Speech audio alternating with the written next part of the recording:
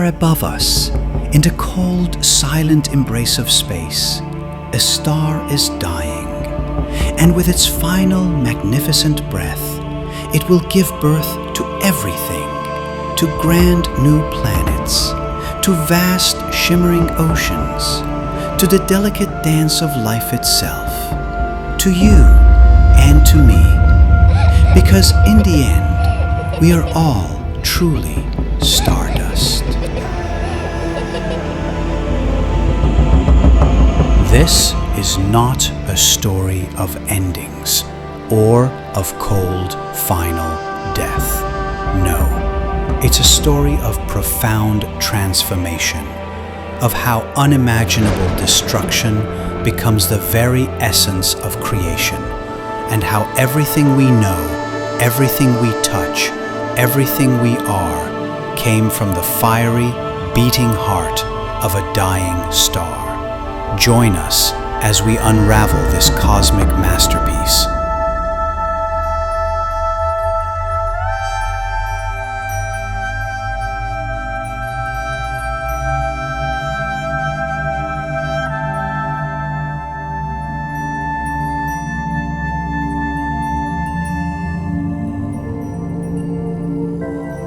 For most of its long, peaceful life, a star is a picture of perfect stability. It shines with unwavering brilliance, precisely balancing the immense pull of its own gravity with the outward pressure created by its blazing core.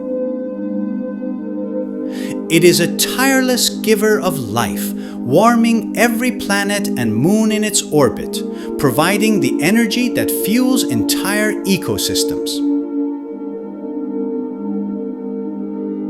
If the star is relatively small, like our own sun, it can live for an astonishing 10 billion years. But if it's a true cosmic giant, 10 times the sun's size or even larger, it burns its fuel with a furious intensity, living a short but spectacular life and dying young. During this long, relatively peaceful period, deep within their cores, stars tirelessly cook up the basic elements, helium, then carbon, and oxygen. These are the fundamental ingredients for nearly everything we know. But even as it sustains life, deep inside, something profound is quietly changing. The cosmic clock is ticking.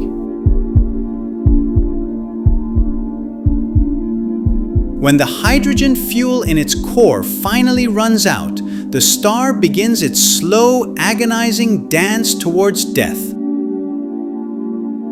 Its core, no longer supported by the outward push of fusion, begins to shrink and collapse inward.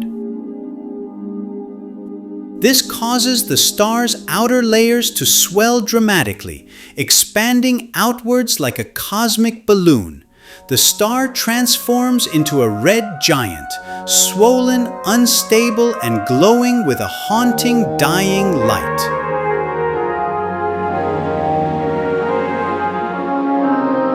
If it's a smaller star, it will gently puff away its outer layers, leaving behind a tiny, dense core known as a white dwarf. But if it's a truly massive star, a real cosmic monster, its death is far, far more dramatic.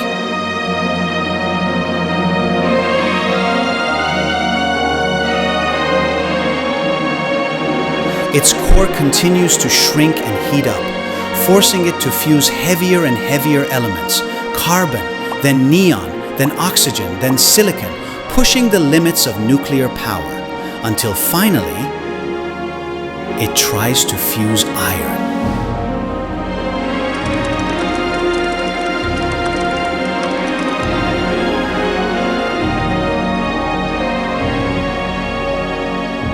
But iron is the absolute end. A star simply cannot fuse iron. This process consumes more energy than it releases. The star's colossal engine sputters, then abruptly stops. The outward push is gone. And in that terrifying moment, Gravity, unchecked, wins. In less than a single second, faster than you can blink, the star's core collapses under its own crushing weight. It's an implosion of unimaginable speed, hotter than anything we can possibly imagine. Then, a thunderous cosmic boom, a supernova. The star explodes with the energy of 100 billion suns combined. It's an explosion so powerful, it briefly outshines an entire galaxy. Everything is violently thrown into space, every element it ever created. The iron that makes up your car, the gold in your jewelry, the uranium in our reactors, every single element you see on Earth, and countless more. The supernova is a terrifyingly violent event, but it is also breathtakingly beautiful. A cosmic firework, scattering the building blocks of new worlds. And from its ashes, from its incredible destruction, everything truly begins again. The glittering dust, born from that dying star, now floats freely in the vastness of space.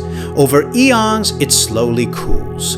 It gently joins other cosmic clouds, remnants of other exploded stars. And once again, gravity begins its patient, irresistible pull. And again, from destruction, from this cosmic debris, a new solar system slowly forms. Planets begin to take shape, moons orbit, oceans fill with water, skies appear. And one day, on one tiny blue-green planet, warmed by a new sun, life begins. Simple cells grow, complex creatures evolve, and eventually, after billions of years, eyes open to the sky, eyes that look up at the very stars that created them, and ask, where did we truly come from? The answer is written in our very blood. Almost every single element in your body, the oxygen you breathe into your lungs, the iron that flows through your blood, the calcium that forms your bones, every one of those atoms was forged in the fiery heart of a star. You are made of stardust, not as a metaphor, not as a poetic idea, but literally, you are the universe, becoming aware of itself. A living, breathing piece of a long-dead star, thinking, feeling, and looking back out at the very cosmos that gave you birth.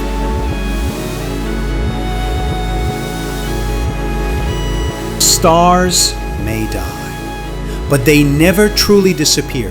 They leave behind incredible cosmic legacies.